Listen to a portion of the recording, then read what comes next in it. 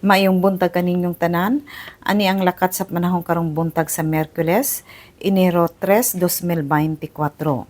Unahon usa nato ang mga weather system nga ning apekto sa atong nasod. Sa pagkakaron, padayong gihapon ng hanging amihan o northeast monsoon nga makaapekto sa Luzon. Ug ang mainiton nga hangin nga gikan sa silangan o gitawag kini nga easterlies nga makaapekto sa ubang bahin sa atong nasod. Samtang ang dakbayan ug lalawigan sa Surigao del Norte, Siargao Island ug Dinagat Province diin makasinati og madagumon nga kalangitan inubanan sa pagpatak-patak nga pag-ulan, kilat ug pagpanalugdog tungod kini sa easterlies. Hinay ngadto sa kasarangan nga hangin ang mohuyop gikan sa amyanang silangan direksyon ug hapsay ngadto sa kasarangan ang balod sa kadagatan. Ang sukod sa temperatura diri sa Surigao del Norte gikan sa 25.2 ngadto na sa 31.8 antas sentigrado.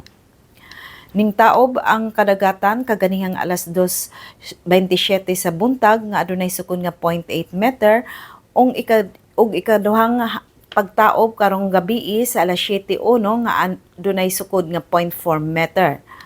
Munas ka ang dagat sa alas 10:50 sa buntag nga adunay sukod nga 0 ug ang ikaduhang paghunas karong gabii sa alas 7:30 nga adunay sukod nga 0.4 meter.